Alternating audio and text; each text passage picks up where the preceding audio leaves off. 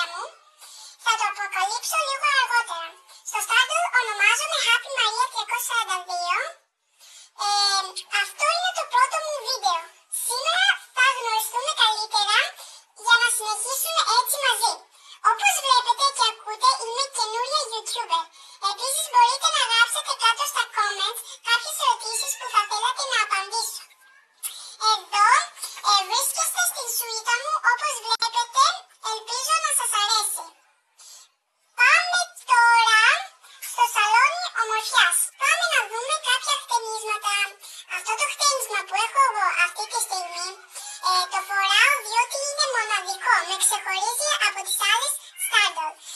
Πάμε να δούμε κάποια χτενίσματα, δύο χτενίσματα μάλλον, που είναι πολύ συνηθισμένα. Το πρώτο είναι αυτό. Ένα λεπτάκι να φορτώσει.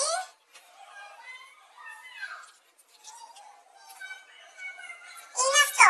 Και το δεύτερο χτένισμα, πολύ συνηθισμένο όμως και σε ξανθό χρώμα, είναι αυτό.